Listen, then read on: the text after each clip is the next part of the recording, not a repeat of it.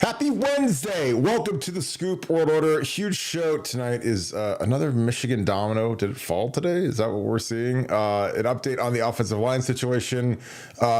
Prayers to Seth McLaughlin. Again, this is you guys obviously knew that we had something last night. We don't like breaking that kind of stuff because it's just not what we do. We're not going to go first on injuries. Everybody else can do that, but obviously we had it, and it's just something where it breaks my heart just because the kid has been such a great kid around the program and such a great addition. And he's one of the huge reasons why I love the transfer portal, because this kid's been an injection of really strong work ethic and just great character. And it just rips your heart in half when a great kid gets hurt and ends his season on the gator or taking a ride off the field or, not able to participate, do senior day. Just it sucks. So we're going to get into what the O-line is going to look like. How do we respond? And can this team still win the national championship?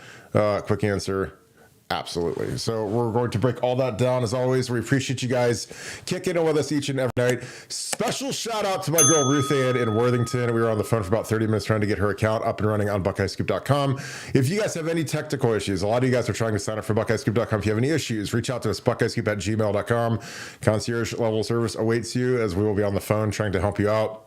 Again, Ruth Ann is awesome. Appreciate you so much, my friend, for being on the phone with me today. Hope you and your husband are enjoying the show tonight. But again, if you guys enjoy this content, please leave us a like, click subscribe. Also, click that little alert bell. Again, we appreciate you guys.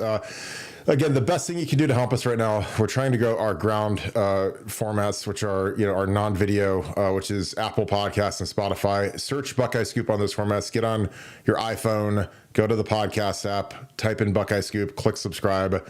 Takes maybe 12 seconds total, and it really helps us out. Leave us a 5-star review. Again, we're growing those right now.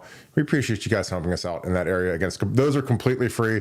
If you want concierge level access to Nevadabuck and I all the time, go to BuckeyeScoop.com. Bill Greene is there, the Oracle, Funky. We have all kinds of great insiders, great access, great recruiting articles, and an incredible community that you guys get to interact with. It's like this chat, except it's 24 hours a day. So if you guys like this chat, you got to join BuckeyeScoop.com. Great Christmas gift as well. So reach out to us. And if you have any issues or any questions, BuckeyeScoop@gmail.com. We will respond to you almost immediately. We're on, Nevada and I are the customer service team. So it is lickety split because that's how we roll. We like to get things done. So appreciate you guys. Let's have a great show tonight. That being said, let's bring in Nevada. Big potential Michigan domino has fallen. Give us the latest on what you're hearing, and let's read some tea leaves right now. What are you hearing, Nevada? Well, I mean, today was a big one in that Jim McElwain, the head coach at Central Michigan, announced his retirement today. Even though as we listen to Kirk drink his energy drink or whatever, because Kirk is hydrating there, and we're all Water. listening to his hydration going down there. McElwain retires today, which is really weird for a 62-year-old head coach. Just days after the announcement that there's an NCAA investigation started regarding his involvement in the Connor Stallions sideline fiasco with him. It just shows you the severity of this whole situation. And, we've talked about, does the NCAA, how are they viewing this? Is this a big deal?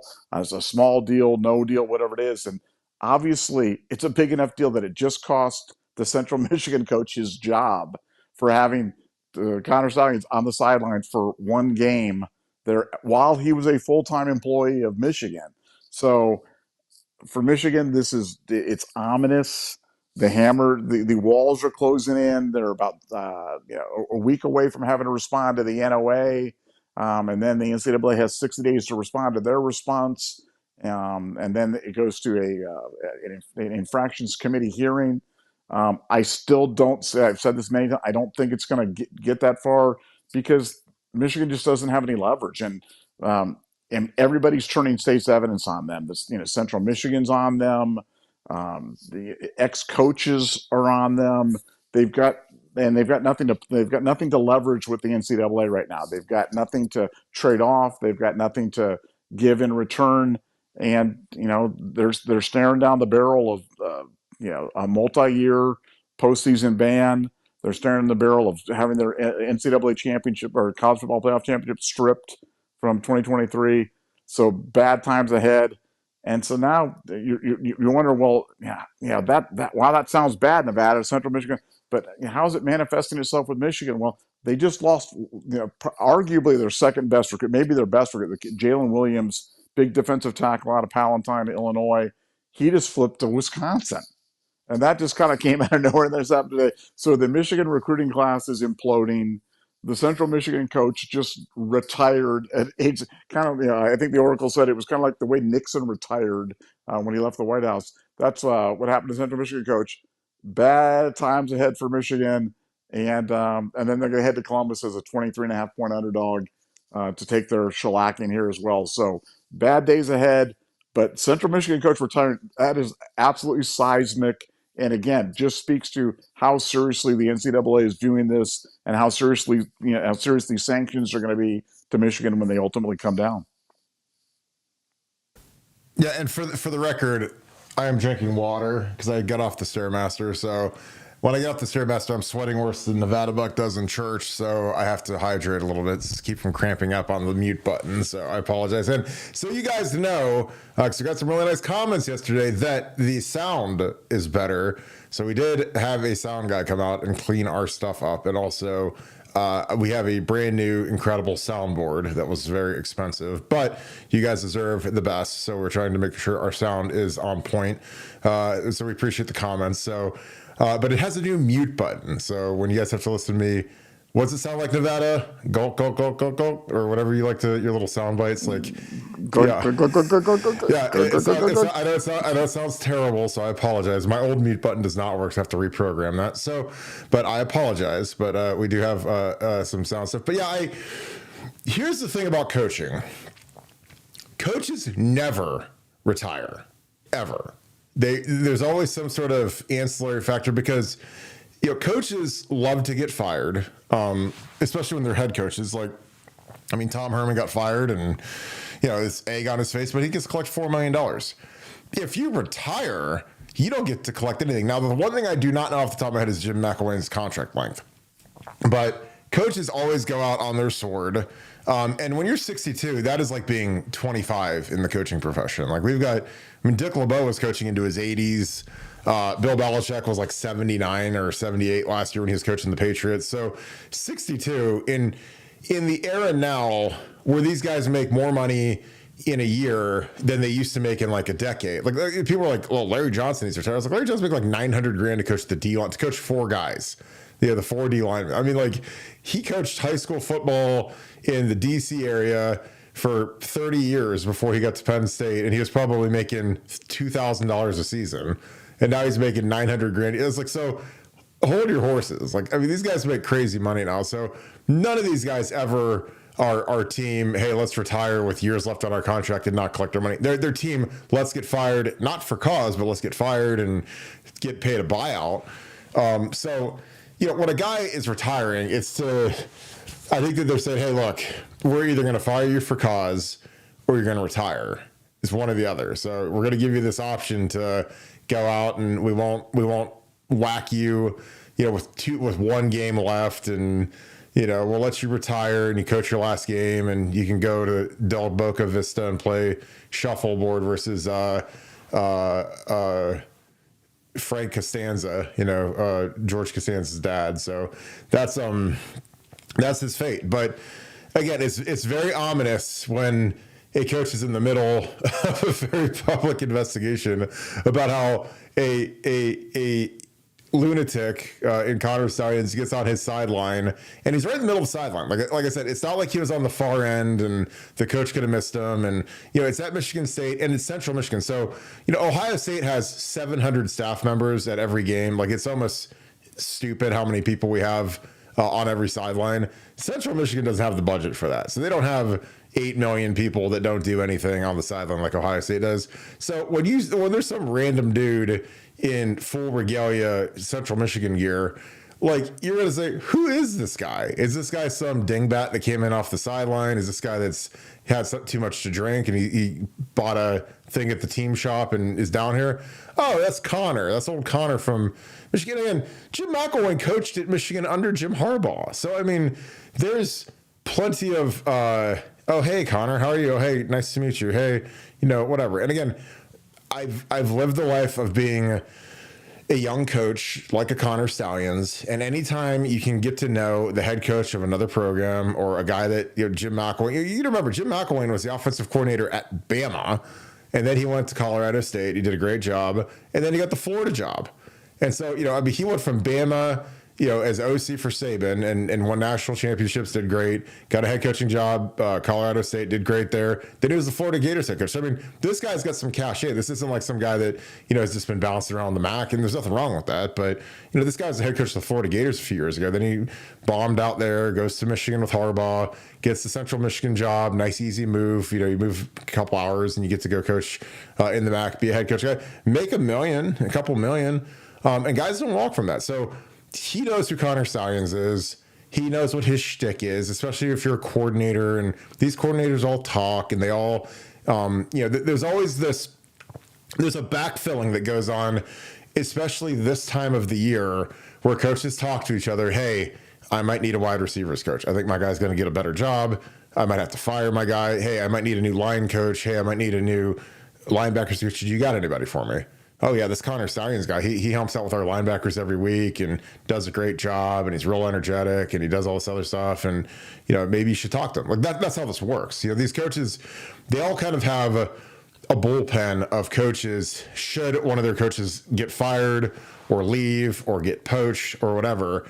So Jim McElwain knew exactly who Connor Stallions was. So when he's over there and he's walking around the sideline with his Meta Ray-Ban spy goggles on, and he's got sunglasses on at night in the middle of the thing. Like, there's a reason why Jim McElwain didn't pay attention to him or have him kicked off, because he knew why he was there. So, again, as this investigation, the Freedom of Information Act is going to be so redacted. It's going to be amazing when we see like all these files that come out. But, he knew why he was there.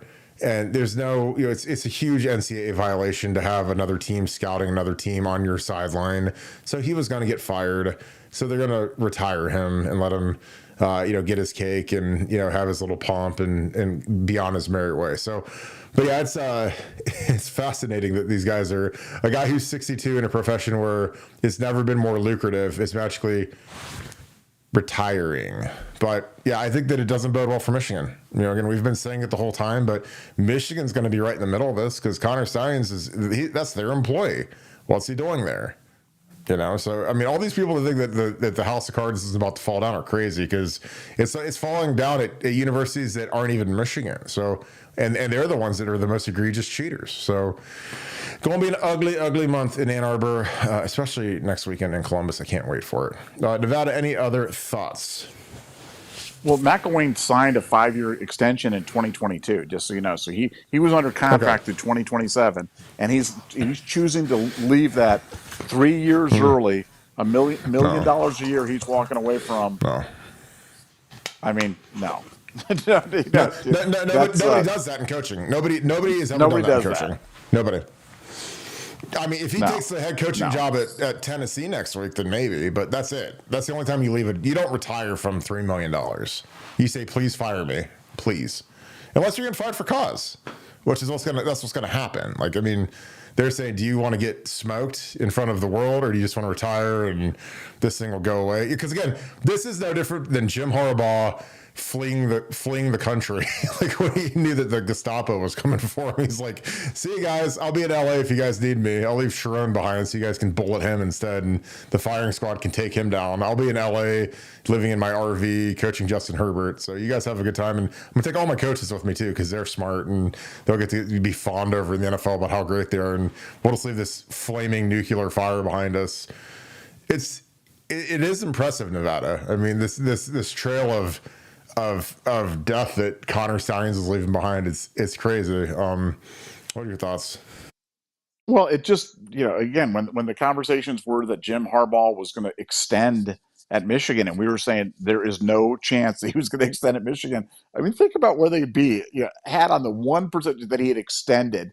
And now what he's facing a 10-year show cause or whatever it is, there was no chance that was going to happen. And, the Michigan sites were pushing it. The Michigan fans were believing it. The social media world, the national media was all over it.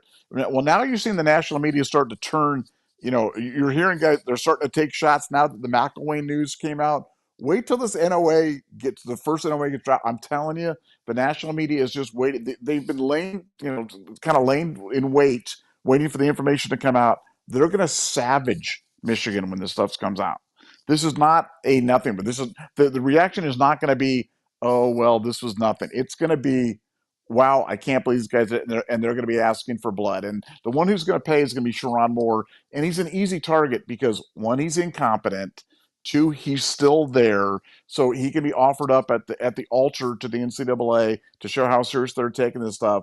But I mean, it's going to be glorious when the national media turns on them on this stuff. And we've been saying it since day one. Our story on this has been exactly consistent. They are going to get the hammer on this. Sometimes it takes time, but I think the smartest thing you've said of this whole thing was, look, there are coaches being fired at other schools, not even at Michigan. That's how serious this thing is. So if you think this is no big deal, you are out of your mind, and you're not reading the room right, man. So yeah, Jim McElwain walked away from $3 million just cause. No, because he didn't want to be fired for cause. And retiring, and then if he decides to reinvigorate and try to start up his career at some other point, that's a heck of a lot better than I was fired for cause because I was part of a huge cheating scandal at Central Michigan. So he made a strategic decision to try to minimize the damage to his future career. But yeah, I mean, I thought when this happened today, I was like, oh man, if I'm a Michigan fan, I am just I am cowering at the thought of what the NCAA is going to do. And that's the reason why Michigan hasn't settled this yet. If this was just going to be a slap on the wrist, if this was just going to be a nothing burger, Michigan would have settled this a long time ago. Do you think they want this thing dangling over their head? There's no chance. It creates uncertainty with their staff, with their donors, with their sponsors, and with their recruits. And I don't know if that's directly related to why they lost Jalen Williams or why they're losing guys left and right on this highly touted class. It's like 15th, and now I think it's like 18th. They're in trouble. They're in deep, deep trouble. And the NOA hasn't even hit yet. When the NOA hits, it's going to be like the bomb cyclone hitting Michigan football, and I'm going to enjoy every minute of it.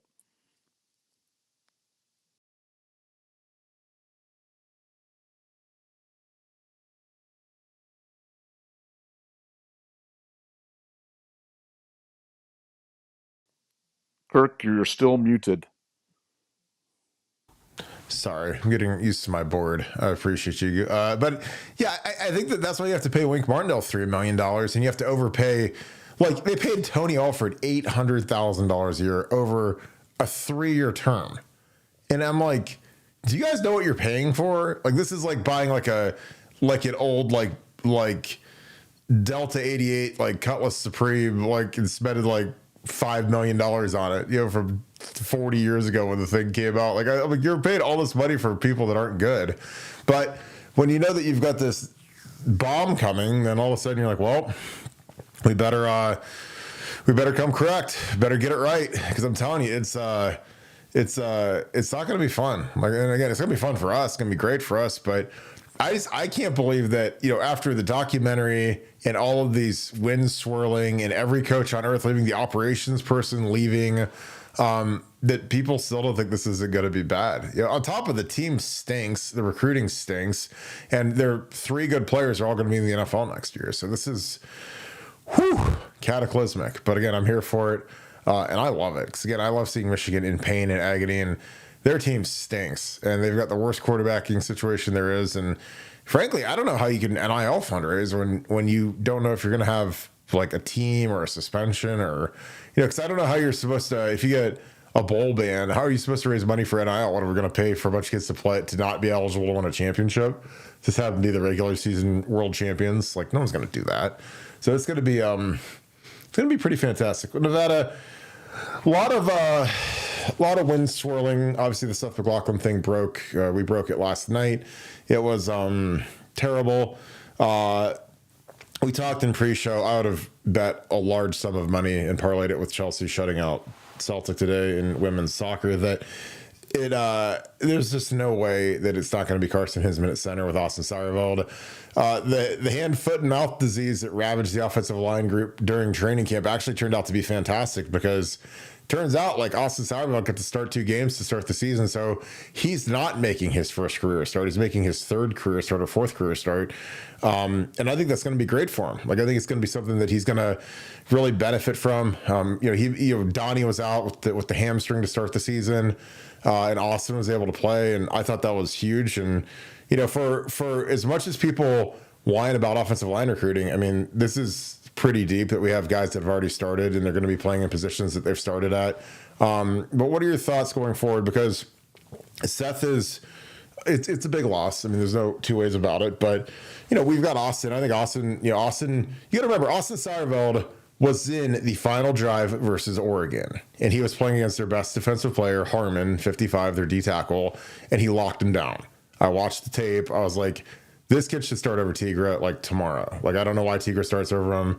Again, our line personnel decisions have been atrocious so far this year, with Carson being like the 5th guy off the bench. But we're getting there just because there's no one else to play. But I think this kid's really good. I'm excited about him. He's got a huge opportunity here.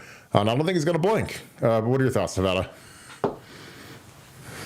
Yeah, look, there was some talk about whether it would be Padilla, but no, they've obviously decided they've gone to Carson at center, Austin at left guard, Donnie obviously at left tackle, Tigra, and Josh on the right side, which makes a lot of sense. And it's look, losing Seth was terrible, terrible, terrible, terrible. You guys could tell I was in a bad mood last night on the podcast. It's just hard to put a happy face when you hear that because I love that kid. Was so excited for him to be here, and it was just like a gut punch.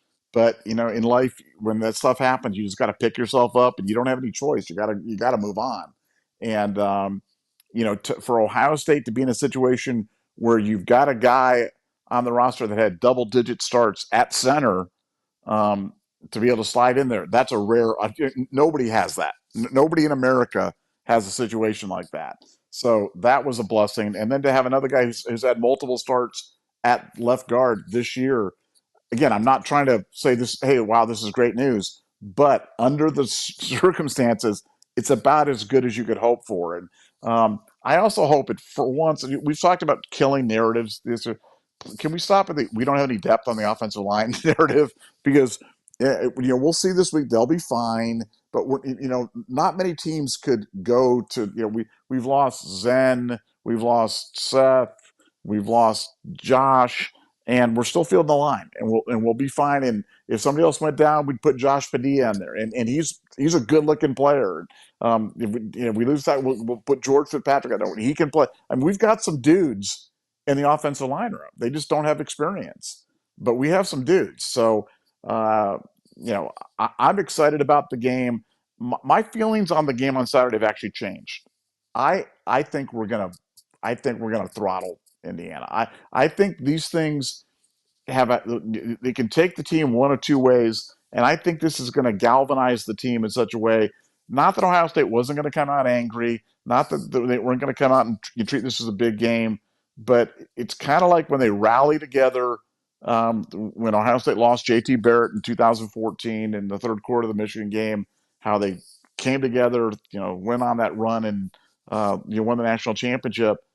Losing Seth from an emotional standpoint, man, those guys love this guy. I mean, they love him, and they're playing for him. Not only playing for themselves, but they're playing for him. And I just think it's going to take it up one more notch for Ohio State. So I actually think that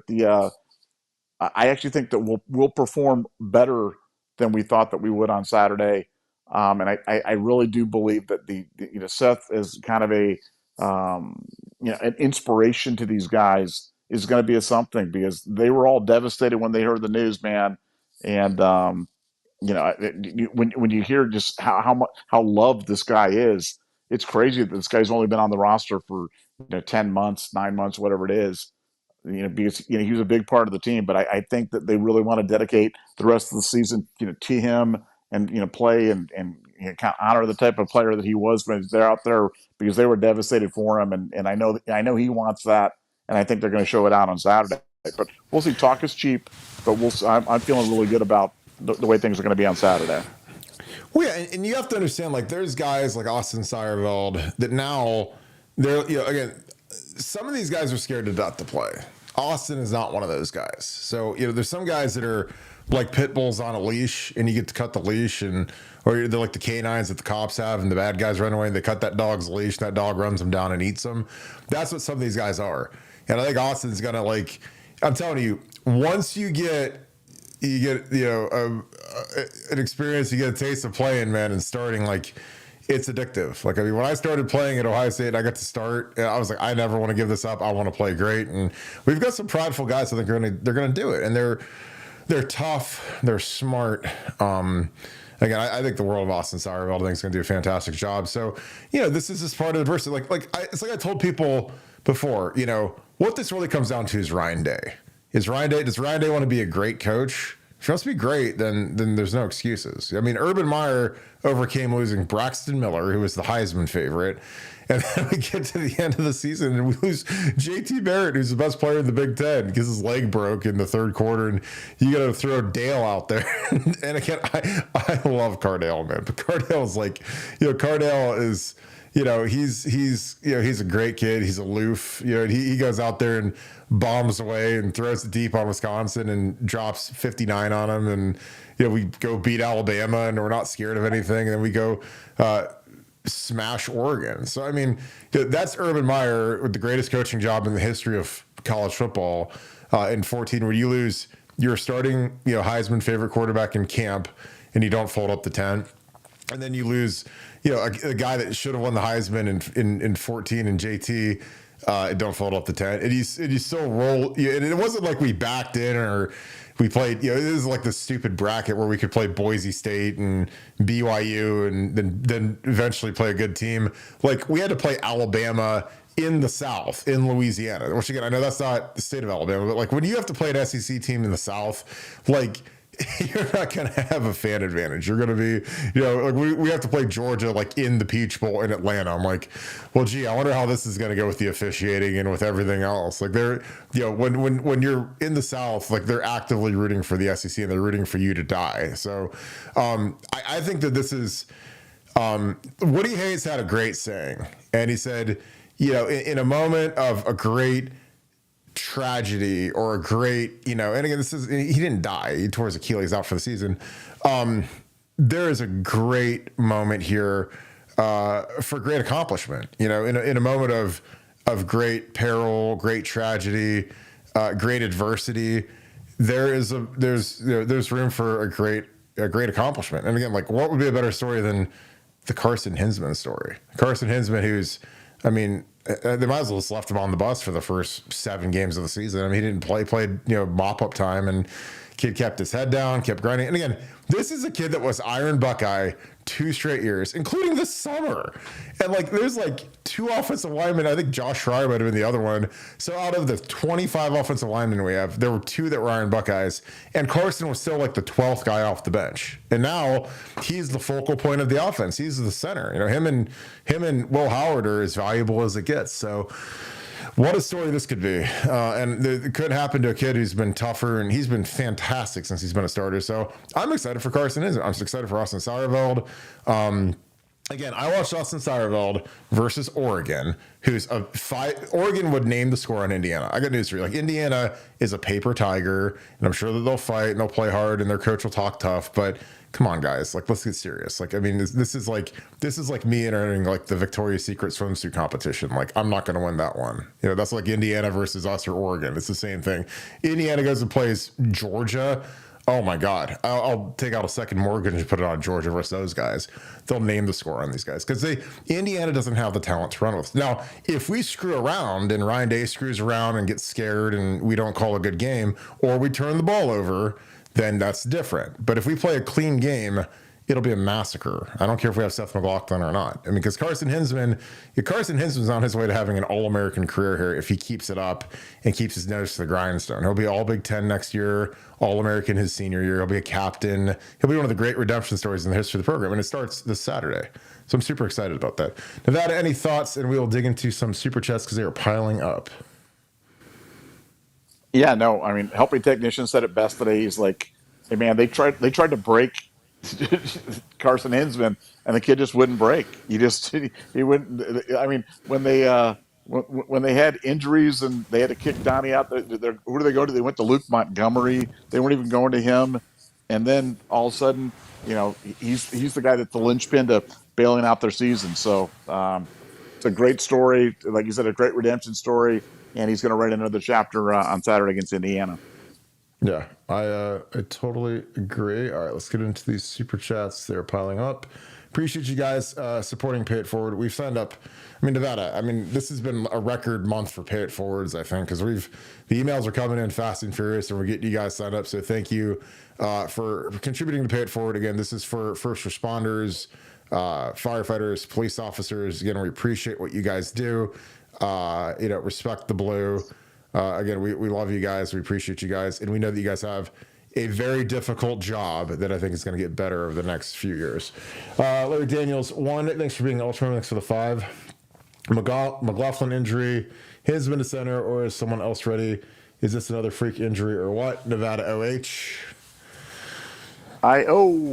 Yeah, it's a freak injury, and it's Carson started 12 games at center last year, and again, he's been mishandled as bad as I've ever seen at Ohio State. So it's, thank God he's there to bail these guys out, because there'd be guys getting fired if it wasn't for Carson. If Carson would have folded up the tent and not played when it was his opportunity, then guys would be losing their jobs in a couple weeks. But Carson's going to save them, and I know that he's going to do great work. Nevada, anything to add to that? I think we answered most of that. Yeah, and it's another freak injury. It's unfortunate, but that's part of the game. Your thoughts, Nevada? Yeah, the sad thing is it wasn't part of the game. It wasn't turf related. It wasn't practice related. It was just life related, and those make you sad. But next man up. Time to go, and no time for crying. We got Indiana coming on Saturday, so got to go get after it. Got it. Dave Mathis, thanks for being an ultra member. Thank you for the 5 as well. Is this line issue an easier fix than tackle? What is the easiest and hardest positions on the line to fix on the fly? Nevada OH. I think it's easier to fix given Carson. Again, there isn't a team in the nation that has a guy that started 12 games at center last year who can just move him over from guard to center. I don't think that exists. And again, a couple of weeks ago, Carson had been coming off the bench with 12 starts. And I made a big deal about that because I don't think that's ever happened in the history of college football, where a 12-game starter becomes like the 10th guy off the bench. But Carson will do great. He knows the offense. He knows how to make the calls. And again, the biggest issue, and I said this multiple times, and it was despicable what went down in the Cotton Bowl when we put Matt Jones at center, because Matt did not know the calls. He didn't. It was clear as day he didn't know the calls, and we never changed the snap count. So our tackles got eviscerated, and so did Enoch Vamahi, who got eviscerated. And a lot of it was because we played a guy at center that shouldn't have played center. He didn't know the calls. So again, it was as dumb as I've ever seen. But thank God Carson's back at center, and Carson knows the offense like the back of his hand. He'll do a great job. So I'm excited about it. And there's an old saying when you play center, like, you got to have the balls to make the calls, because there's sometimes you have to guess. And again, I know people don't want to get into that, but when you're fixing a pass protection, like, sometimes if you see something, you're not always going to be right, but you got to have the balls to make the calls. And that's something that's kind of never talked about, but Nick Mangold was ungodly good at it. It was like, he's like a guy that could just read a poker face better than anybody, and he always could pick stuff up. But there's sometimes he'd be wrong, not often, but you got to go with whatever the center calls, and then you got to block it accordingly and fix it on the fly if you have to. I think that the hardest positions to fix are tackle, just because pass blocking at tackle is such a premium, and it's so hard to do versus really good pass rushers. So that makes it much more difficult. It's a lot easier to hide people on the inside than it is on the edge. On the edge, Donnie, who's our preseason All-American, he went out to tackle versus Penn State, and he hung in there, but he gave up 2 sacks and a bunch of pressures to a top 10 pick, and even with an All-American guy going out there, it's still hard to do. But I think that center with Carson is going to be a cinch, and I think that with Austin starting a couple games, and again, Austin finishing the Oregon game gives me a lot of confidence, because that was absolute pressure-packed moment. Oregon's pass rush was flying, and he was going against their best guy, 55. The kid from Michigan State's their best guy by far, and he locked him up. And I was like, this guy needs to play over Tigra. Like, I don't know what we're looking at, but I don't know if Tigra is holding someone ransom in the Woody Hayes that he starts over Austin Sauerveld, but I think it's criminal. But now Austin has a chance to prove me wrong. Dave Mathis, thank you for the 5. Nevada, your thoughts. Is this line issue an easier fix than tackle? What is easiest and hardest positions on the line to fix? I don't know if you have any input on that, but any thoughts? Well, no, I just would echo what you said. I mean, the reason that you have a chance to fix this on the fly in 3 days before a top 5 game is because you've got a guy with double-digit starts, and you've got a guy that can go to slide to left guard who started games this year. So, yeah, it's been Ohio State's in a special situation, and I think for Ohio State, it's Justin Fry definitely needs to give a portion of his to paycheck to get a new mute button for us, so that we don't have to listen to Kirk drink while he's doing that, and secondly, to Carson Hinzman, to thank him for his great contributions to the Buckeyes and saving these guys' job. Because if we didn't have him, even though it's funny, because I think Josh Padilla would do a credible job, but to have a guy that's got that kind of big game experience, he's played at Notre Dame, he's played at Michigan, he's played at Wisconsin. I mean, Carson could get it done. I'm unmuted now. Okay. Raymond Therese, thanks for the 5. Will Seth still be in the running for the Remington Award? There's no shot. He might be a semifinalist, but he's not going to win it now. Even though he has heard he's been the best center in college football this year, Nevada OH. Well, a lot of the voting's done over the next 3 weeks, and a lot of these people have no idea who a center is or even what a center is that are voting on it, but they'll watch. They'd watch the Indiana game, they'd watch the Michigan game, they'd watch the Big Ten championship game, and if there's a lot of hub, and we don't promote these guys at all anyway, so it's going to be really hard for it to happen. But yeah, I think it's done. Nevada, any thoughts? I mean, there's no chance Seth's going to win. I mean, Seth is good. He's not that good. I mean, he's not a first rounder. We had Billy Price was a first rounder. He won it, and Elfline won it back-to-back years. But Urban used to really talk those guys up. I mean, big time. And that's what made people take note of Billy and Elfline, is that Urban was like a promotional machine. And Ryan doesn't do that as much. And I'm not critiquing Ryan, but it's a fact. And I don't think Seth has been as dominant. And I don't know if they'd hold the transfer thing against it, but Michigan had a transfer won it. The kid from Virginia won it a couple years ago. So, but I don't think if you're missing the 3 biggest games of the year, which are these last 3 games, I don't think that there's any shot that he can win it. Your thoughts, Nevada? Yeah, I mean, if he was healthy, I think he would have been absolutely right there. I think he might have been the chalky pick, given the amount of attention that Ohio State's going to get. And but injured, no. Once you got injured, any of those it's tough enough to get postseason awards at Ohio State if you're healthy. If you're injured, 0% chance. I agree. Bando, Rick, thanks for the deuce. Love the name, Bando. That's awesome. Who's the starting line next week? Is Padilla good? It's what we've talked. You're going to put everything's going to be the same. You move Carson to center, and you bring Austin Sauerveld into left guard.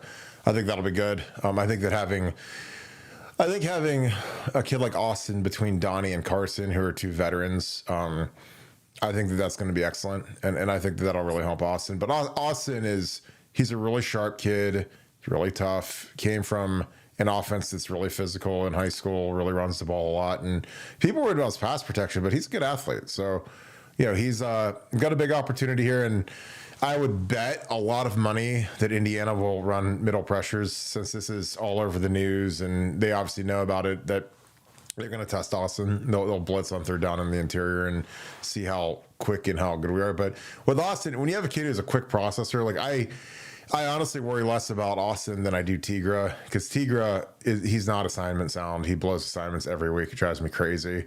Austin isn't like that. So again, I think that our two guards got to step it up. But Carson can run the show, and we've got two excellent veteran tackles in Donnie and Josh Fryer. So those guys can kind of incubate the guards. But I think Austin has less mental errors than Tigra, and Tigra's been starting for like 9 games now, which is insane. This is my opinion. Nevada, Bando, Rick, thanks for the deuce. He says, who's the starting line next week? I don't think we have anything else to add. Is there anything you want to add to that? No, just, I mean, Padilla is good. Padilla is going to be a good ball player here. I mean, yeah. I think people, when he came in, there were some questions about his ranking, and then people started jumping on him. And I was like, man, I like this kid a lot. Just because he didn't look good in some one-on-one drills, these stupid camps or something like that. But no, I like Josh Padilla a lot. Well, I think Josh, and I was there when he went against Hero Canoe, and Hero kind of got the better of him a couple times. But like, to be fair, when there's this drill, it's offensive versus defensive line, it's O-line versus D-line, one-on-one pass rush. So an offensive guard or center or tackle goes against a defensive end or a defensive tackle. When I was young and dumb and I was coming up, I thought I was going to be a defensive lineman. I thought I was going to be Howie Long. I was going to be a D-end, whatever, Joey Bosa. So when I was in camp and I did that drill, I never lost a single rep, ever. I was undefeated at one-on-one pass rush. Nobody could block me in it. So that got me on the radar with Jim Haycock and whatever. And so I thought I was going to be a D lineman and whatever. So it was interesting because, that drill is the most rigged, easy drill to win at of all time. It's like counting cards or something. Like, if you're really good at it, kind of what to do, you could never lose. So I never lost at that drill. So when people get when they're stupid and they don't know how to evaluate talent, and they say, oh, he's bad because he's not good at one-on-one pass rush. There were guys in the National Football League that started 12 years in the league, made tens of millions of dollars, that I never saw win a single rep of that drill. Not one. Get bull rushed into oblivion. They'd hang in there and whatever. So it's like, I don't know. It would be like if you judged a pitcher. If I had Pedro Martinez go on the mound and I said, hey, Pedro, our coach is down today, could you throw batting practice to Ken Griffey Jr. or whoever, and Pedro's throwing batting practice, and Ken Griffey Jr. is taking him yard, or Sammy McGuire, whoever, like, and I'm like, well, man, that pitcher doesn't look very good because he's throwing batting practice instead of actually throwing balls and strikes like a real pitcher. Like, that's kind of what it's like. You can't really judge anything off of it. It's good to see movement skill. Honestly, I think that the best thing you get out of that drill is that you can evaluate how tough mentally is the kid. Because I always like to see how a kid is after a loss. Because when kids win every time, or they're playing, they're beating up little tiny kids, or like, that's easy. But like, when you get to Ohio State, man, you're gonna get your butt kicked a lot. And like, there's some kids that can't handle it, and they go down the tubes, and mentally they can never recover. But the good ones, like, they figure out a way to not get their butt kicked, and then they figure out a way to kick butt. So it's kind of like a I don't know. Like, I love watching kids lose because I like to see how they react. It's kind of like when we lost to Oregon, I was like, this is great. And it's not because I'm a loser. It's not because I don't value winning over everything.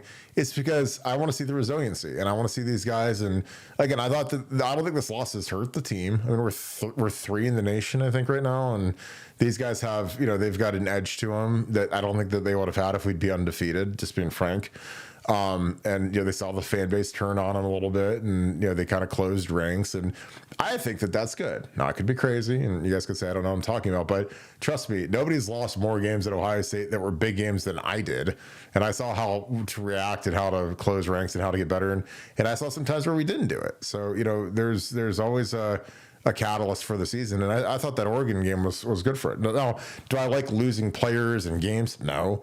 But, now we get to see what some of these guys are made of, and it makes me excited for them. Clueless Pat Daddy, thanks for the 20. When you have a huge injury in the middle of the week while preparing for a big game, how do coaches and players respond? That's a great question. Obviously it depends who and what and where. Obviously, if it's a quarterback, that's tough. Again, I don't even want to speak into existence, but if something happened to Will Howard, it'd be a whole different conversation than Seth McLaughlin. Again, I love Seth, but he's not the quarterback. But it is good that you have a little bit of time to prepare, and I would have Austin Seierveld living at the Woody Hayes for the next few days to make sure that he's up to tune on all of the plays and the calls and make sure Carson's comfortable. And, you have some time to prepare. And again, there's a 40-hour rule in college football where you can only do that. But when someone gets hurt, it turns into the 120-hour rule. Basically, there is no hour rule because you got to make sure guys are straight. So it gives you a chance to get guys acclimated and get guys ready to go, as opposed to when it happens in game where it's, it's like being in the middle of a hurricane. So obviously it's depressing to the players, especially if one of your boys gets hurt, but that's also part of life. You got to keep it moving, because I saw guys get hurt when I was a player, and I saw Bobby Carpenter break his leg in the Michigan game. And but you think about it for about 1 millisecond, and then you're on to the next, and get the gator and get his carcass off the field and let's roll. Because you don't have time. Because the one thing I know for sure, and I bet everything on, is that Indiana is not going to feel sorry for us at all. Neither are the pollsters, neither is the national media. Nobody is. So, if someone gets hurt, then it sucks. But you can be emotional for like a millisecond, and then it's on to completing the mission, which is beating Indiana. Nevada, your thoughts. When you have a huge injury in the middle of the week while preparing for a big game, how do coaches and players respond? What are your thoughts? Well, I think if you've got good culture, people rally behind it. And I think, obviously if you have bad culture, it's a distraction. But I think Ryan has shown an uncanny knack for getting this team ready for these games, to win games they should win, and not having slip ups. And this is a big game and kind of an all-in game, and it's in Columbus. Nobody's overlooking it, and you've got this interruption. But Ryan's demonstrated an ability to focus his team and teams in previous years. So I have no doubt that this will be one of those things that the team rallies behind, and that seems to be the way they're going right now. Because as disappointed, as you said earlier, as disappointed as Seth McLaughlin is, a guy like Austin Seierveld is like, wow, man, I get a chance to really play right now. And so it's not like we're going out there with 4 offensive linemen on Saturday. You've got somebody who's really excited to be there, coming out there to get his starts in a top 5 matchup. And so I really think this is going to bring the guys closer together. But, like I said, we'll see. We'll see on Saturday. Yeah, I don't think you have a choice, man. And again, it's, you got to remember, like when you're at Ohio State, there's a lot of guys that their dream is to start and play at Ohio State. And now, when someone's nightmare happens, like Seth McLaughlin, then someone's dream can be realized. So Austin Seierveld's got a chance to put a hammerlock on this starting spot for next year. These guys are all auditioning for next year. The guys that are back, like Tigra, like Carson, like these young guys, they can put hammerlocks on spots right now. And again, that would be my focus. I'm like, look, I want to put so much distance between me and the unknown. And again, the one thing you don't want to do is you don't give them any thought of, let's put Luke Montgomery in, or let's switch the lineup in or put someone else in. Like, you want to lock this thing down. So you do everything you can to lock it down. And again, I'm excited because I think Austin's going to take advantage of this opportunity. B. White, thanks for the 5. So why did the Central Michigan coach get fired? He retired. Did he lost Stallions on the sideline? Was he paid? I don't know either of those last 2 things, but he retired, quote unquote, in a very, sudden manner after signing, like as Nevada said. And again, Nevada's got the Google machine in his hand, and he can look up that he just signed a 5-year extension in 2022. So yeah, you don't retire when you sign an extension like that. You either get fired, like Tom Herman did, or you got something bad coming, and they give you the option. It's just like a lot of things where a job that gives you the option to resign or to get fired, like everyone picks to resign. That's the same thing here. This is, you're going to retire, which sounds better than resign, or we're going to fire you for cause. But either way, you're not getting money for the next 3 years, and we're going to go find a new coach. What are your thoughts on that, Nevada? Yeah, no, I mean this is just about managing a bad situation. Just it's PR on McElwain's part, but you know the fact that he's getting fired. Oh, he probably didn't think that when Connor called up and like, hey, I'm going to come down and try out these spy glasses. You mind if I go down there? He's thinking, sure, Connor, come on down there, maybe help us out. People forget that game was. I think Central Michigan was leading that game 10-7 with like 30 seconds to go in the half. So um, I'm sure that he thought he was getting over and helping out Michigan and part of this whole thing, and now it ends up costing him his job and his reputation. So not the first guy. A lot of people have gone down on this already. Chris Partridge famously is good at the entire staff, but it's not going to be the last either. So this is going to be, like I said, it's going to be a bomb cyclone hitting Michigan here shortly. Well, and the interesting thing is, I don't know if Central Michigan had gained anything or if Connor had gotten their signals from the year before, because it was the opening weekend. But, you got to remember, or if Connor was trying to pick stuff on the fly. But in his documentary, which again was hilarious, it was like watching like a comedy act, he did say that, and again, I don't believe this, and I know, Nevada, you're going to laugh at this and scoff at this, but like, when he was like in his first week on the job at Navy, all of a sudden he's like, at the Ohio State game, calling out power left and power right and picking Luke Fickell's signals like after 5 plays or whatever, like some magician. So it makes you wonder, because like you said, that was a tight game at halftime. It wasn't a blowout. And again, Michigan State was a much better team than Central Michigan. But, all of a sudden, like, when we played that Navy game and we didn't look too hot versus Navy in 2014, man. That was JT's first start, and they were ready to hang Billy Price from the middle of the oval. But that was just kind of one of those things where he's talking about, I was calling out plays, and the coordinator started calling the defenses that way. So could he have been doing that for Central Michigan? I don't know.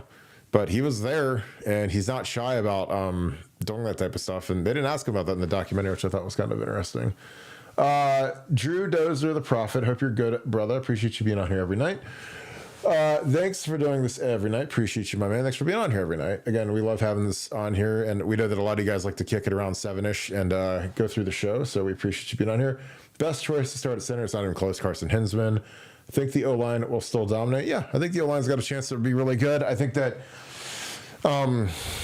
front-wise, I'm more worried about Michigan than Indiana, obviously. I think that we have to help on with 55, but versus Indiana, I think we'll be in good shape. Kamara is a good pass rusher. He's got a ton of sacks, but, we're going to have a plan for him. And I think that you have to – the thing that gives me a lot of confidence is Chip Kelly's scheme. Like Chip Kelly in his history of being at UCLA and being at Oregon, he's never had like a ton of like big time name brand 5-star offensive linemen. He's done it with guys that were way worse than Austin Seyerveld and Carson Hinzman and T. Gritish Kabola and those guys. Like he's done it a lot of smoke and mirrors, a lot of misdirection, a lot of zone blocking. Where like I talked to you about it today, Nevada. It's like you just got to get in the way of the guys. You don't have to pulverize them and pancake them 5 yards down the field. Like that's great if you do. You got to dent the guy. Wherever there's a double team on the running play, you have to move that guy because you're literally putting 2 guys on him. You're double teaming a guy back. But when you have Quinshawn and Trey, like you don't need to be, Hulk Hogan and Orlando Pace at offensive tackle. Like, I mean, you could literally just, get in the way, and those guys will make you look incredible with little tiny slivers of room. You don't need to give them the Great Wall of the Dallas Cowboys on the O-line to be great. And that's why, like I always tell people, there's nobody in the world that loves great running backs more than I do, because I played with Beanie, I played with Pittman, watched Maurice, and it just makes such a difference when you have, I played with great running backs and I played with terrible running backs. And the difference, I mean, the blocking can look exactly the same, and one will get 1 yard and one will get 7 yards. Same blocking, but that's what greatness is. And that's why I love investing in running backs, because they make the world go round when it comes to running the football. Because again, it's the vision, it's the power, it's being fearless. Like Trey and Quinshawn are fearless when they run, and I love it. They're not trying to protect themselves. Nevada, your thoughts again? Drew Dozer, appreciate you, my man. Thanks for doing this every night. He says, who's the best choice to start at center, Nevada? And do you think that the offensive line will still dominate? Yeah, it's going to be Carson, 100%. Do I think they'll dominate? I mean, I hope so. I mean, I think they will, given time. And I think that, right now what we have to remember is, we're going to go through Indiana, Michigan, Oregon, and then hopefully have a bye, and then play a playoff game. I mean, that's a lifetime. That's like 5-6 weeks from now. So you get through these 3 game stretch, you're going to have a lot of time for this line to come together, gel. It's almost like having an entire another training camp.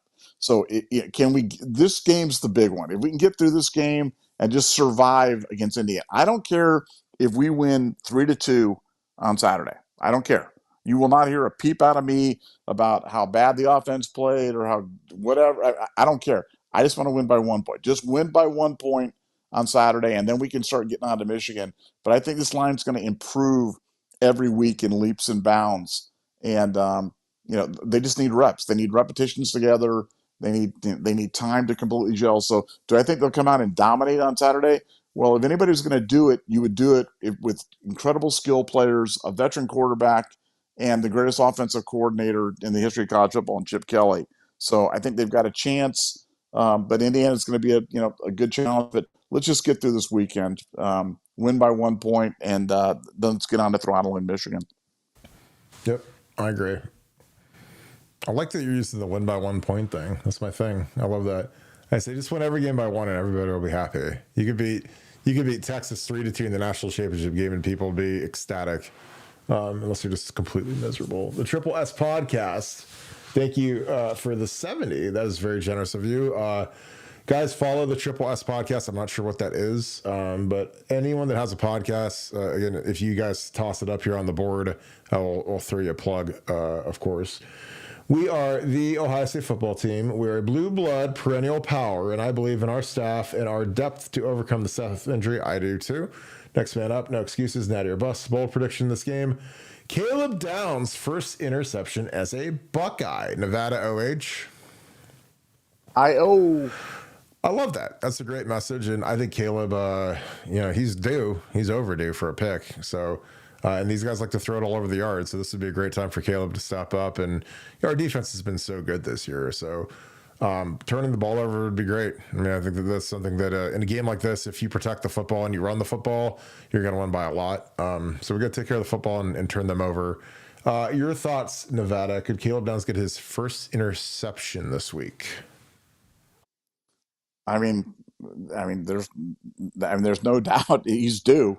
He's due. He's a guy that's he's all around the ball. They've been playing him in kind of a defensive shell, but the way that Indiana likes to throw those, those quick passes and those passes into the seams, could he step in front of one of those and take it back? I could absolutely see that happening. The way they've got him kind of at that mid center field position.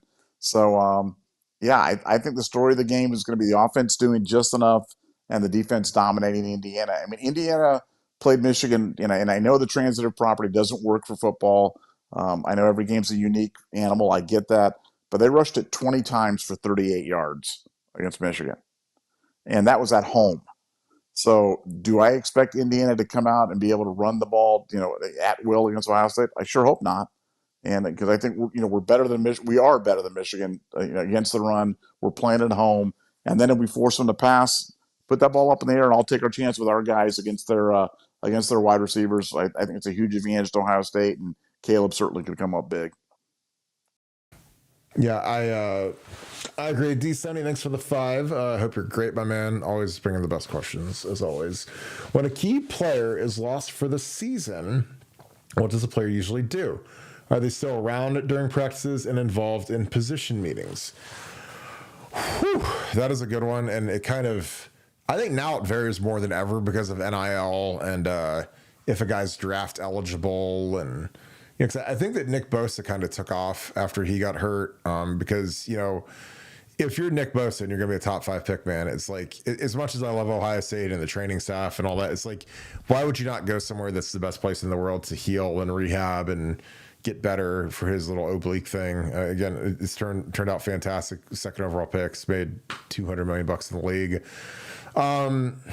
If you're a guy who has eligibility left, I think it's much different than a guy who's going to declare for the draft. Like, I'm not sure how much Josh Simmons is around. He might be around every day, but when you tear your patellar tendon, which is one of the worst things you can tear in your knee, he's got to go somewhere and make sure that he's getting the best rehab in the world. And again, nothing against Ohio State. At Ohio State they healed me up from broken foot, torn MCL, torn up shoulder. Ohio State does a fantastic job, but you have to remember, like, for them, the most important thing in the world is the guys that are still playing, the guys that are still, and again, and this is not a slight or anything, but if you can go to somewhere that's best in the world and you've got the means to do it, because again, usually when you declare an agent will start paying for your treatment and whatever, it's different. If you're a high end first round type pick like Josh Simmons could be, a lot of times the guys take off. If you're not and you can't afford it, you can get medical treatment for free at the Woody.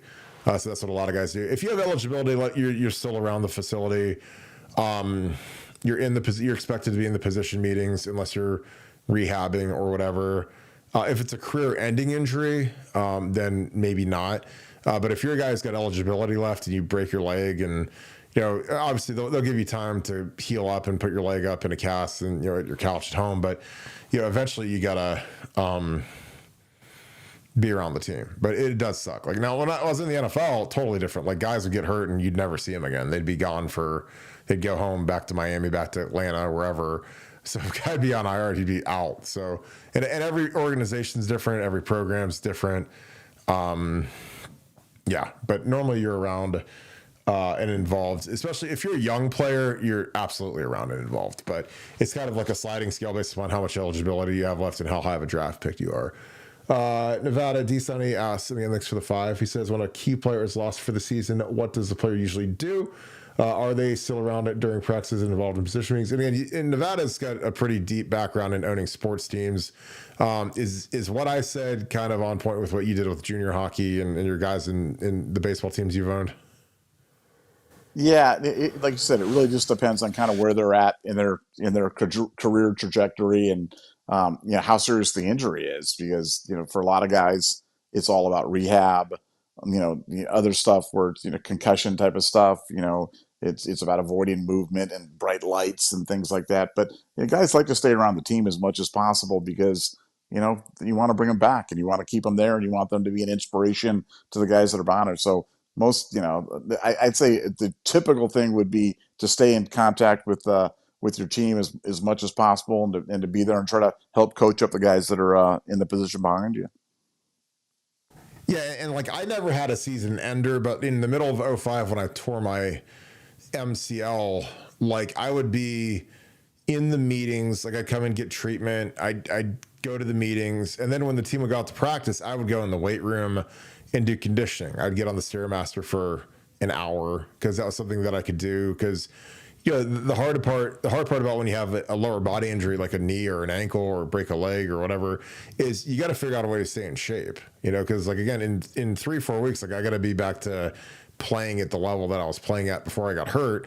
And it's real easy when you've got a broken foot or a torn knee or whatever to skip out on doing some sort of a cardio, and I couldn't run because of the ligament, but I could Stairmaster, because Stairmaster, you can kind of hang on and put a knee sleeve on to keep the ligaments in place. And so I would do that for like an hour and a half each day.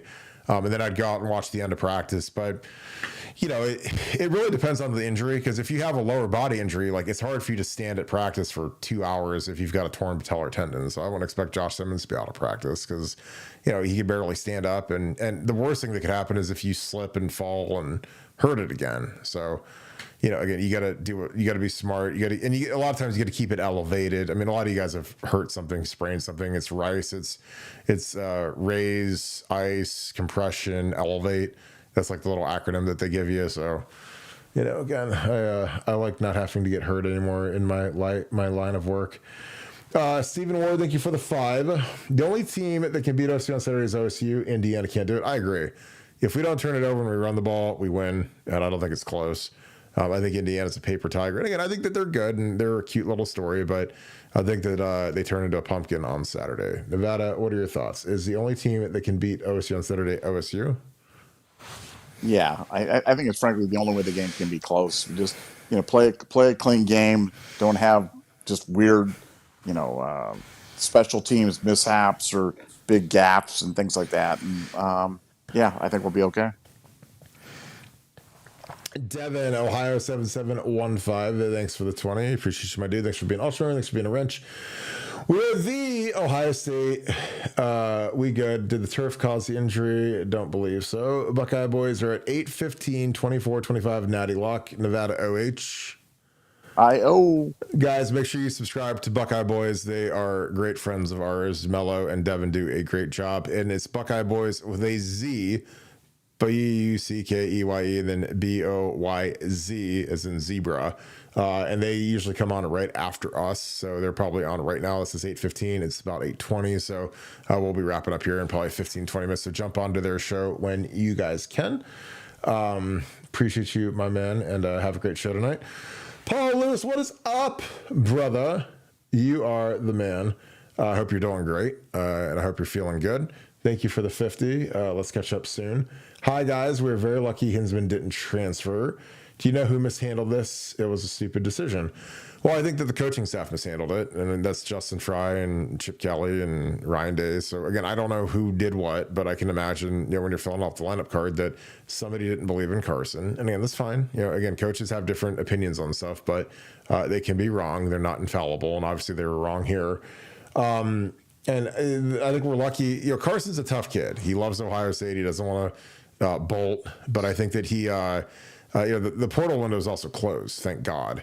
Because Carson, if they don't want to play him here, then he can go start at 120 other schools, and they take him in a heartbeat. I mean, he could start at any other school in the country except for apparently Ohio State, but he's got to show up and save their bacon on Saturday, and I can't wait for it.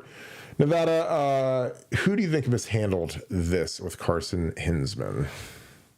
Well, I can tell you who didn't was Chip Kelly. Chip Kelly got him back in the lineup because they weren't going to go with him when they were slipping Donnie out there to left tackle. And I have heard, and helping technician can kind of confirm this, was that Ryan Day doesn't like Carson. Has never liked Carson, and I think Justin takes his lead from Ryan Day because obviously Justin is Ryan Day's best man at his wedding, bought him a salad spinner and all that stuff like that. And I think he's a guy that they were just down on Carson because Ryan was down on Carson, so Justin was down on Carson. And now they're not down on Carson. Now they're big Carson Hinzman fans. But hey, it's funny how life works sometimes. Sometimes at adversity, you find another gear, and I think that's what Carson's finding. Yeah, it's amazing how things end up working out sometimes. Area Frenchman, thank you for the 5. And then you've got another one right after here. Thank you for the 5 again. Nevada, do you think challenging circumstances with this O-line could create strength in that room next year? Nevada, I'll let you go first on this one. Yeah, I think it's a great point. I mean, look, I always say whenever you have some sort of a challenge, you always look for the blessing. What's the blessing? Because there's a blessing in there, and that's a lesson for life, man. And it's one of the true things that I've learned. And one of the unintended consequences of this is, we were looking at it often. If you look at the beginning of the year and you look at the offensive line, and you're like, okay, Josh Simmons, Donnie Jackson, Seth McLaughlin, Tigra, and Josh Fryer. And like, that's the line. So those guys play all year. And one of the big questions I had in my mind is, well, what does the offensive line look like next year? It's like everybody's new. Like everybody's new, on the offensive line. Now you look at it and you kind of go, well, we got Austin, who's got starting experience. We got Carson, who's got another full season of experience under him. If Tigra comes back now, at least you've got your 3 interior guys there. You've got Josh Padilla. You've got Zen Mikulski's played some. I don't know if he's got any more eligibility left. I mean, it does. It's going to pay dividends next year for us. So, hey, if you're going to be an optimistic and you're trying to look on the bright side, yeah, at least now we're returning some starts for next year, so 2025 doesn't look so bleak on the O-line. Yeah, I think that, you throw in George. George has looked great when he's been in there. Luke, I think, has a lot of talent. I mean, it's going to be interesting to see, what these guys do. But I think that, yeah, I mean, anytime you have adversity, like, again, go back to just my personal experience. Like when I got hurt, Alex Boone started. He started 3 games as a true freshman, did a really good job. And it gave us a lot of confidence going into 06 that he could play left tackle for us. Now, was he perfect in 06? No. But, I think that having 3 starts as a true freshman helps you from a confidence perspective because, there's no more, well, can he do it? Or is he going to freeze up? Is he going to be scared? It's like, no, he went out there and did it. Did a nice job. Filled in, helped save the season. Now, we were playing, Michigan State and Minnesota and Indiana. So we weren't playing like, Texas and Penn State and Michigan. But, hey, he didn't pick the schedule, and he did a good job. So when he got out there in 06, he was ready to go. And I think that's a big benefit. When guys get hurt, my freshman year, I remember Alex Stepanovich got hurt, and we started Nick Mangold as a true sophomore, and Nick turned into one of the best centers in school history. So I think that you look at all of it, and it's you got to find blessings. Sometimes it takes a guy getting hurt for someone to get some run and have a chance to shine, and then all of a sudden. Like I always say at Ohio State, man, you don't want to be Wally Pipp. Wally Pipp was the guy. Lou Gehrig started, 20,000 games or whatever it was, and Wally Pipp took one day off, and Lou Gehrig took his spot and never gave it back. And so, at Ohio State, it's real easy to get Wally Pipped, where if you miss a game for whatever reason, it doesn't have to be that you don't feel like playing or you're injured or whatever. You can lose your spot. So you don't want to be out for too long if you can help it. Now, if you have a patellar tendon or you tear your Achilles, that's different. But everyone's always cognizant of like, don't try to get back as fast as possible. And that's the great thing about Ohio State is, 5-week injuries turn into 3-week injuries because guys want to get back in their spots because they don't want to lose them. D Sunny, thank you for the 5. Appreciate you, my friend. Kirk, during game week, did you get more excited knowing that you had a D-end you were going to dominate or a potential All-American? That is a great question. Obviously you like the matchup ones where you're playing Mario Williams or, a first rounder. And I played the first pick in the draft. I played the 3rd pick in the draft. So I played I played probably 10 first rounders like in my career. And, you want to do well against those guys and you want to shut them out, keep them off the stat sheet because those are the games that people are going to look at. But I didn't really care. I just always, I didn't treat everybody the same, but you always have kind of the individual matchups. It's kind of like a fight, like a boxing match or a MMA fight. Like, whoever you're fighting has got some sort of a style that you got to kind of crack the code on. And that's what it's like when you go against a good pass rusher. Because run blocking is all kind of the same. The pass rush is where you got to really be on point. You got to kind of know their moves and got to know what they like to go to and can they spin.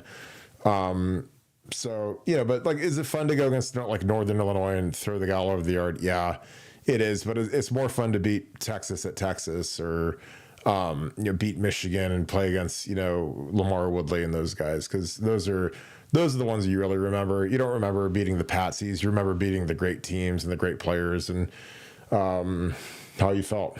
So that's a great question though, D Sunny. But you always have juice when you're going against an All-American because those are the games that the scouts are going to watch. The NFL personnel people, they don't watch you against Akron. They watch you against Michigan and LSU and those types of games. Poohbeard 12, thank you for the 5. And thank you for being also member as well. Could Seth get an injury red shirt and come back? No, he's too deep into the season, so that's out the gate. NIL might not be too far from an undrafted free agent salary, and he could parlay a good season into more money as a mid pick. No, once you get past 4 games, man, you can't get a medical unless it's some sort of a crazy circumstance. But yeah, he's done. Unfortunately, it sucks. And I think there's a really heavy shot that Josh Simmons is going to declare for the draft as well. So it's going to be a little bit of a rebuild next year. But I think that it's too late to do an injury red shirt. As much as it would be great, but he's you're 10 weeks into the season, so you can't do that. Nevada, do you have anything to add to that? Well, I think what we're hoping for is that maybe we bring out Burt Carton out of retirement for one last game there on Saturday or something like that. 40 years old. There's no shot. 40. I'll look like Mike Tyson. It's not going to happen. Oh, man. Burt Carton roll out there for one more drive, man. Try to drive him off the goal line. Big old 74 lumbering out there. Just nothing but cocoa. Nothing but cocoa in my veins. Walter Jones, thank you for the 5s. Big Walt again. It just saw some meathead on TikTok saying Hinzman will cost us the game based off of his PFF grades at center. Haters, well, that's why you listen to us. Don't listen to people on TikTok. Again, people are dumb. That's why people come here. Because, again, you guys want to know what's really going on, what's really happening inside the football building. Because you got to understand, like, you can't stop the flow of information. We really know what's going on inside the football building. We give it to you guys in large doses, which is what we're good at.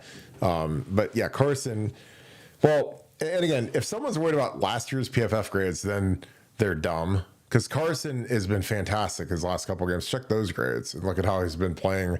And he's bigger, stronger, faster, really playing at a high level. So come on, get real. Nevada, any thoughts on last year's PFF grades at center for Carson Hinzman? Yeah, I'm trying to think about something less relevant than last year's PFF grades. Yeah. I'm having a hard time coming up with it or something like that, but I'll get back to you on that. U.S. Marine Corps, or I think that's what USMC 2012 is. Thanks for the 5. Appreciate you, my friend. How do you think Denzel Burke will handle the back shoulder fade? I feel like Indiana will attack him. Well, you better eat it up. We're going against an Ohio kid at quarterback who Ryan Day didn't want. So, if you're Denzel, man, you better don't be scared. Go make a play. Again, like our corners, they want to be BIA. Well, here's your chance. These guys throw it all over the lot, and they're not scared of anybody, and they talk tough. And the only way to beat down somebody that talks tough is to just beat the tar out of them. So, Denzel's going to attack it. And if they attack him and they get away with it, then that's Denzel's fault. He could be a big boy at some point. He's got to go play like an All-American that he was projected to be. So this is a great opportunity for him to show up and play like he's the guy he's supposed to be. Nevada, how do you think Denzel Burke will handle the back shoulder fade? And USMC 2012 feels like Indiana will attack him. What are your thoughts?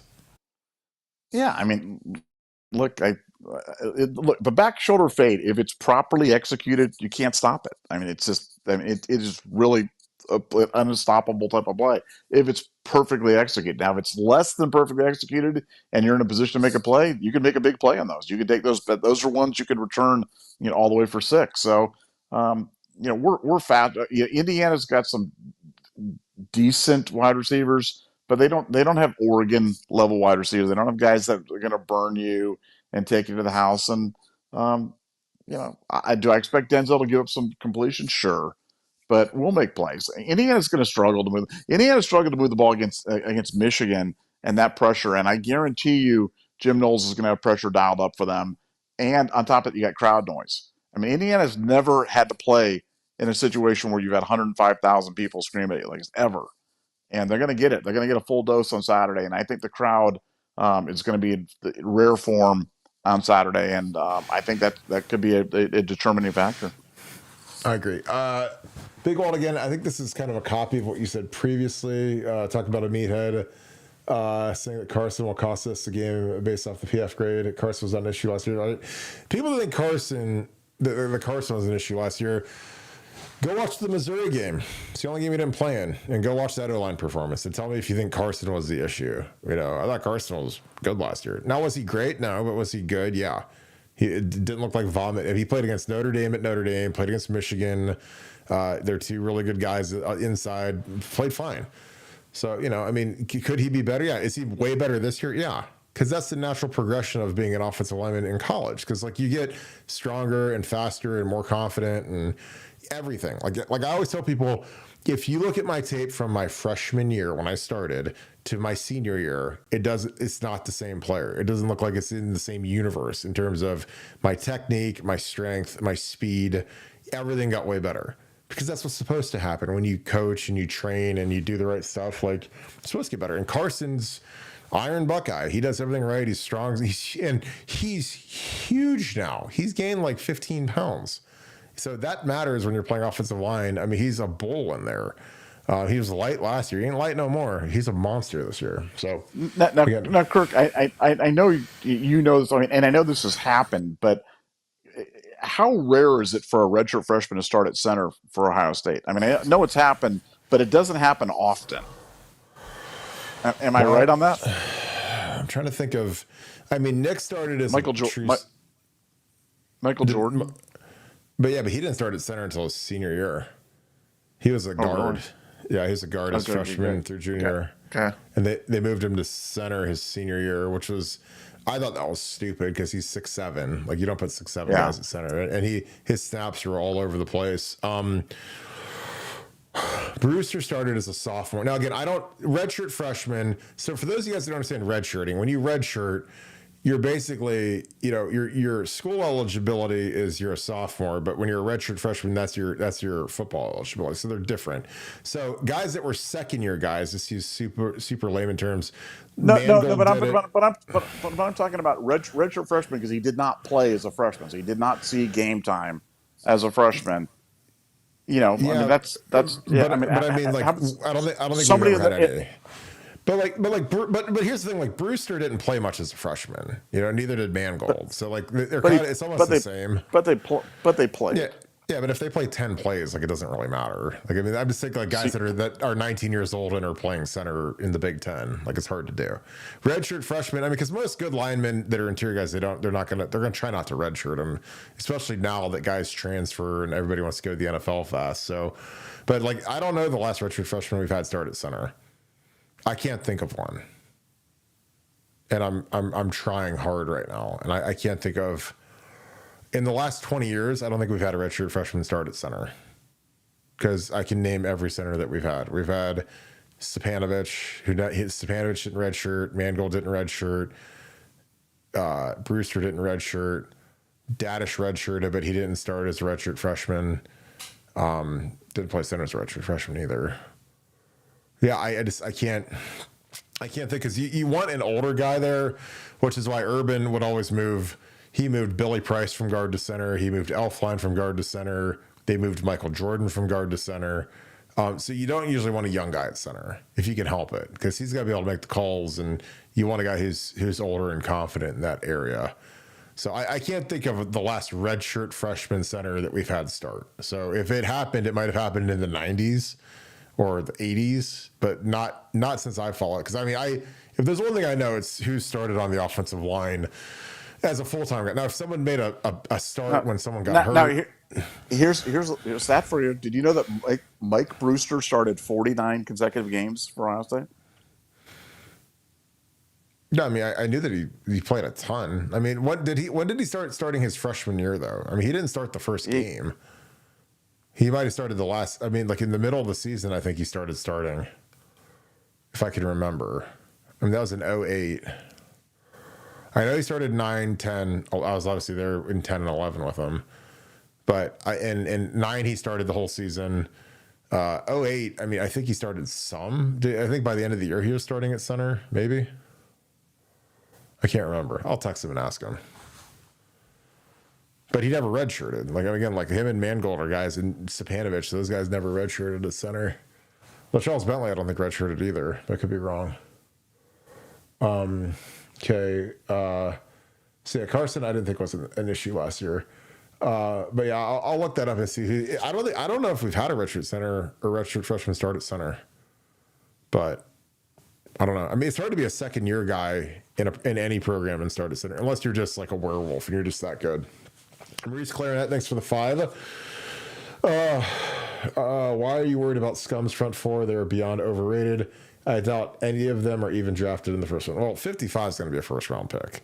Like, again, and I'm the king hater of Michigan, but he's good. Like, he'd start for us over Tyleek or Ty Hamilton, in my opinion, because he gets after the passer and he's a good pass rusher. So, Grant, not as good, but he's still a moose. He's still a big dude.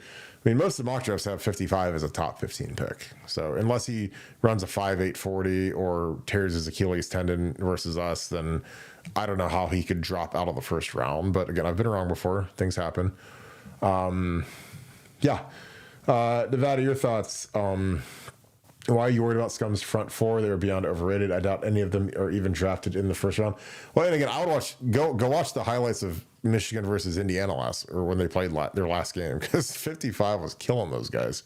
What are your thoughts, Nevada? Yeah, he's a good player. I mean, he's a good player, and I hate I hate Michigan beyond everything.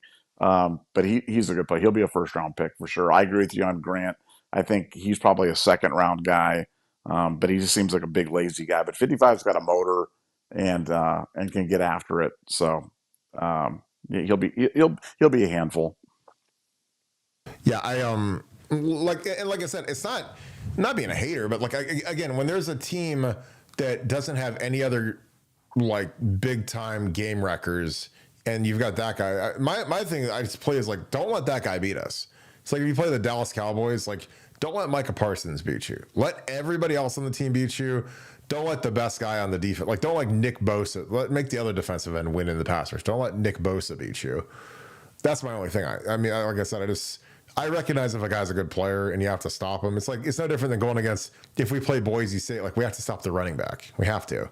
You know, that's not. I'm not fawning over him. I don't think he's better than Quinshon or Trey, but he's got 7,000 carries, so his numbers are gaudy and crazy. And they play versus bad competition. And Boise's a big fish in a small pond out there, so he looks great. Rohan Vangel, thanks for the 5. Appreciate you, brother. Can guest coaches host practices with us? I would love Charles Bentley to take a couple days to train our O-line, promote his NIL for the O-line while there. Nevada, do you want to go first on this one? Yeah.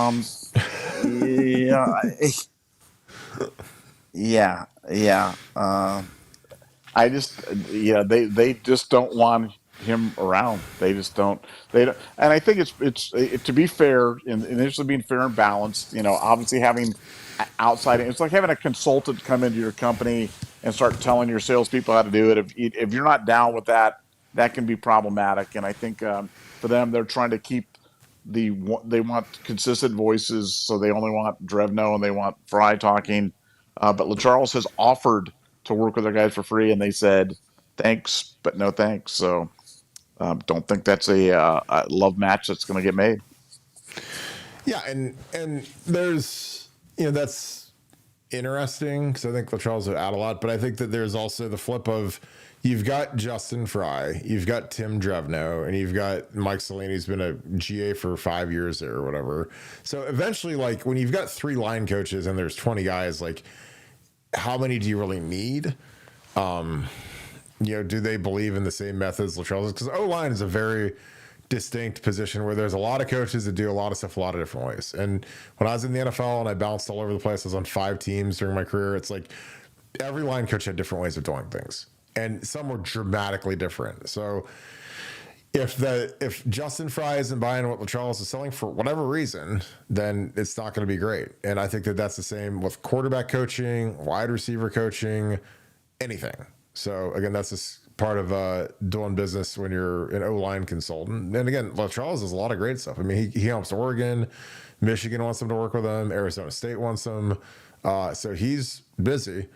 But this is kind of the way of the world when it comes to the O-line. And guys are very territorial. I mean, I'm telling you, like, you don't want some guy to show up and then all of a sudden the players all think that, well, that's way better than the way we do it. Why don't we do it like that? Because then that can throw a monkey wrench in your whole process. Pooper12, thank you for the 10. Thank you for being an ultra member as well. Follow up to D Sunny. The team orthopedists all have subspecialties, knee, shoulder, etc. So depending on the injury, there may not be a team doc to adequately treat that. Example being Joe Burrow's wrist injury. Yeah, and plus, like, with these guys having NIL and having agents and stuff, when there's a surgery that needs to get done, like, you don't have to. You go see James Andrews in Alabama and go to the Andrews Institute and have the best guy in the world check out your stuff. So it's big money, So like if you're Josh Simmons and I want to have the best guy in the world fix my patellar tendon because he's got to go to the combine and explain and have all the letters and he's on track and blah blah blah whatever. But yeah, I mean, again, that's the thing is like, and I had Dr. Kading and, there were some of my teammates that didn't like Dr. Kading. They didn't think he did a good job or whatever. And he did every surgery I had and everything I have works amazing. My knees are great. My shoulders are great. My foot's great. I do the Stairmaster every night for about 4 miles it takes me about 50 minutes to get my miles in. And my knees feel amazing. No swelling, no, nothing. And he did 3 scopes, fixed my broken foot, did my shoulder. Everything feels great. So again, to each his own. But Chris Kading was great for me. Love him to death. But there's some of my teammates that thought he wasn't good or messed him up or whatever. So whatever. Again, I'm not. I think if I could have Dr. Kading do all my surgeries, I'd do it for as long as I could because everything that I have feels great. So Yeah, and again, I think that it's probably gonna be different now with agents and guys looking for their best available options for surgeons, and more important than the surgery is rehab. Because again, when you tear your patella, like you got a long rehab ahead of you, and you want to get back to 100% as fast as humanly possible, and you want that knee to look really clean when they MRI it and X-ray it at the NFL Combine. Lisa Shear, how are you, my friend? Thank you for being on here. Thanks for the 5. Does Ryan Day make decisions only with other coaches, or does he ever invite opinions from players, captains, veteran players? And how was Urban? Ryan, I think that he has a leadership council that it has Brandon Innes is on it. Obviously, a lot of the higher up guys are on it. I think Seth McLaughlin was on it. Caleb Downs is on it. Where he gets a lot of input on things. I don't think that you want to ask 100 guys their opinions, but guys that have kind of earned it can be on that, and they can talk to Ryan and kind of impress stuff. Urban's the same way. It is a dictatorship for Urban and for Ryan, because you can't please everybody, but it doesn't hurt to have a little bit of a thought process behind things. And Truss was excellent at it, and Truss has gotten really close with Ryan. And Truss, he would always have player meetings in the winter where he would meet with all of the juniors and the seniors, and we would go through this whole goal planning exercise. And he actually sent me all my goals. Like, Truss is like the greatest human being that's ever lived, and he literally would like kind of want our input on stuff. Now, it doesn't mean he's going to listen to it, but he always likes to, if he hears something that's consistently wrong or broken or whatever, he might take issue with it or try to fix something. But coaches want to kind of have a pulse on their players, and I think that the best way to do that is to talk to them and have a relationship that's built on trust. And I think that Ryan does a good job with that, and that's why players play hard. It's really easy for a player to play hard for someone that you trust and you love. Like when I was hurt and had a broken foot and I had to inject it with that terrible Toradol that's terrible for you to inject into your body, like I could do that because I really love Jim Tressel. Like, if I hated my coach, I could have sat in Nevada Suite and drank hot cocoa with him during the Michigan game and the Iowa game. But for Tress, I was like, I'll shoot this thing up, let's roll, because when I'm 40, it's not going to matter, because I'll be doing this podcasting anyway, so who cares? Nevada, your thoughts. Does Ryan Day make decisions only with other coaches, or does he invite opinions from players, captains, veteran players, and how does that compare to Urban Meyer? Yeah, I think like you said, you want to show respect to your players and create that bond with your players, but you don't want to be asking too many of their opinions. You want to be kind of focused on big picture stuff. You may ask their opinion about a practice thing or something to do with a team violation of team rules or something like that, to make the players feel like they've got input. But the reality is, it's got to be a dictatorship, because otherwise you just have too much anarchy if you've got asking for 105 different guys' opinions. So I think he tries to keep it to just player related stuff and keep mostly symbolic. But I think the decision making's pretty much with the coaching core. Yeah, I mean, it's kind of like with captains. Like I know they always say that there's a vote, but I know that there's I know for a fact there were votes where some random stooge would get a bunch of votes, and we'd sit in the staff room and like, yeah, there's no way we're gonna let that guy be a captain, just because like you can't, if some guy's some malcontent and the people feel bad for him and they give a bunch of votes, like he's not going to actually be a captain. So I think a lot of the higher stuff is done between the coaches, and especially like if it's, you got into my head, like if who's Ryan really, it's him and Chip Kelly, or the guys, if he really has to ask a question, make a tough decision, like Chip's his mentor. Sometimes you have to lean on your mentor to make decisions, and honestly, I think Tress is getting close to being like that too. Walter Jones, thanks for the deuce. Couldn't agree more on last year's grades. Nothing. Yeah, they don't. We've got 10 years of film, and maybe it's fodder leading into the preseason. You can talk about it, but when you got this much film, especially when you've seen Carson play at Penn State this year and kick butt, like why would you ever worry about last year's grades? Those are null and void.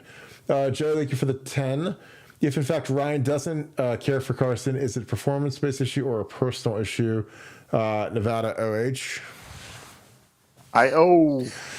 I don't know. I mean, I don't think it could be performance because I thought he played. He played good last year. I mean, he wasn't great, but I thought he was good. And again, when you're playing with a freshman, like a redshirt freshman, like it's not gonna be perfect. I mean, come on, especially an offensive lineman playing in the Big Ten versus real players versus Penn State's guys and Michigan's guys. Like that's not gonna be perfect. But when they took him out, it looked like vomit. They took him out and they had him play against Missouri, and it was terrible. So. What are your thoughts about it? If Ryan doesn't care for Carson, is it performance space or a personal issue? What are your thoughts? I think it's probably a little of both. For whatever reason, I don't know. Sometimes you just don't like players, and you like to think it's not personal, but a lot of the stuff just seemed kind of petty. And even when he came into the Penn State game, and you had a chance to really praise him, and he wouldn't do it. It just I don't know for whatever reason.